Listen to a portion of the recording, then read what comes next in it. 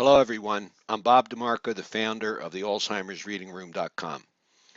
I hope you will stay with me here for a few minutes in this podcast because I'm going to talk about the importance of self-concept and self-esteem in dementia care. I'm also going to share a story about how I raised my mom's self-esteem and my own happiness. I'm going to start with a quote of mine. The self is not something that one finds, it is something that one creates. Give that some thought when you have the time. Here's the deal. Self-concept defines how you think or feel about yourself. Basically, self-concept is a determining factor in what you believe you can do and what you believe you can't do. The concept of self is mostly determined by our experiences, how we view things. In the case of Alzheimer's caregiving, it is very difficult to be positive because at the outset, few of us have any concept of what to do. Take me, for example. When asked, I tell people you could put everything I knew about Alzheimer's in a thimble when it first came knocking on the door with Dotty. I didn't know what to do, and back in 2003, there wasn't much of what I could describe as help, insight, or advice available.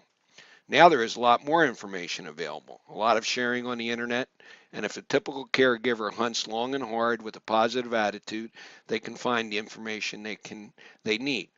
Or you can search the Alzheimer's Reading Room for over 5,000 articles and learn more about how to solve and deal with the problems you face each day. I lived the life of a caregiver for 8.5 years, and along the way I wrote about how I solved problems. Basically, I shared my own intellectual capital and experience with everyone.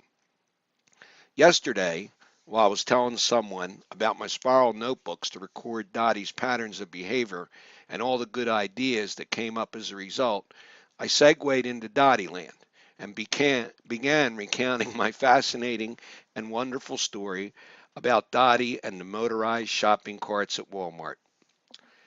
In the beginning, Dotty refused to drive the cart in Walmart for more than a year, and I mean a year. When I suggested to Dotty that she get into the motorized shopping cart and follow me around Walmart, she always said the same thing. No. The problem we were having was Dotty could no longer walk far enough to follow me around Walmart, even if she held on to the shopping cart. This situation is common in dementia care, problems with walking and gait.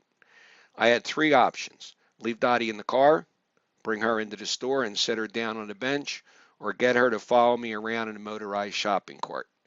The one option I did not have was leaving her home alone. One day, all of a sudden, I got filled with tremendous determination when Dottie said no. I went into the Walmart, jumped on the motorized cart, drove it outside and right up to the door of the car. I opened the car door and said, "Come on, old girl, time to drive the car." I don't know where I got that one, but that's what I said. Dottie got out of the car and I helped her into the cart. Wait a minute. I didn't think about this at the time, but Dottie get it. Did Dottie get in the cart because I said time to drive the car? Think about that one and the problems you probably had with taking away the car keys. I don't know, but most likely it helped. Why didn't I think of this sooner? I kept asking myself over and over at the time, why didn't I just go get the cart and drive it up to the car? I gave Dottie some quick instructions on how to drive the cart and then thought, uh-oh. I was filled with an immediate feeling of trepidation. I felt nervous. What if she couldn't do it? Funny how the brain will do anything it can to deter you from doing something. The brain will try to trick you every time when it comes to Alzheimer's care. Needless to say, Dottie was a champion driver from day one. Never hit anything, never got stuck, drove the cart and followed me around. I was really excited about this because Dottie was using her brain in concert with her eyes, in concert with her hands. So we were really getting some good brain exercise here. One night, my mother was talking to Joanne, and Joanne asked her, "What did you do today?" Dottie asked me, "What did we do today?" I responded, "We went to Walmart and drove the cart all around the store while we shopped." I could never have expected what happened next. Dottie became very animated and started telling Joanne about how good she drove the cart. And she said to me, "Didn't I drive the cart good?" And I said, "Yeah, you were great." Dottie was smiling and laughing, and most importantly, really proud about herself. The experience of driving, of doing something, clearly raised Dottie's self-concept and self-esteem. I had not seen her act or communicate the way she did that night in many years. It was shocking. As I sit here thinking about this story and episode, I wonder, did activities like driving the cart help Dottie improve her self-concept? Did activities like this one change Dottie's perception of herself? Did activities like this one help Dottie develop a positive mental attitude? I'm going to say yes. I firmly believe it did. It really helped me from that point on in my caregiving effort. For those of you who saw the pictures of Dottie, you notice that she looked so much better in years 4 through 8 than she did in years 1 through 4. Part and parcel, that was because we started doing things, lots of things, and it really helped. This is my belief. Believe in yourself. Believe in the person who is deeply forgetful. Don't worry about what other people will think.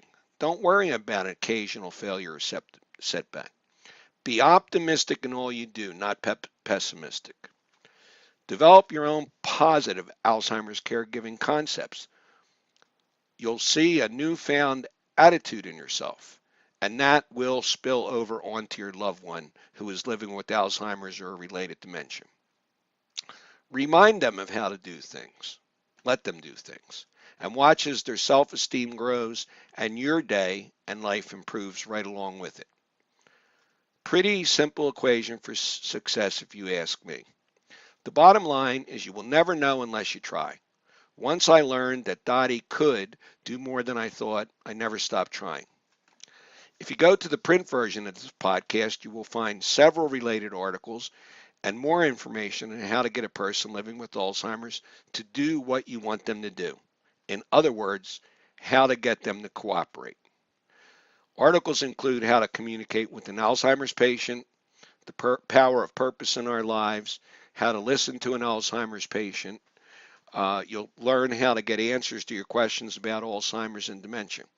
I also have some stuff tacked in at the bottom, so you'll learn about what to do when a dementia patient gets agitated, how to get dementia patient eat more food, and you can also learn more about memory care facilities.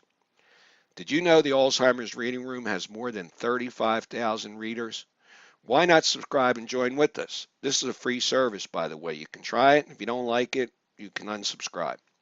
Since 2009, I have been doing my best to help caregivers live a better life. Thanks for listening, and don't forget to share this podcast. That I would really appreciate. You can use the share buttons below on the YouTube panel. See you all next time. You just listened to original content from the Alzheimer's Reading Room.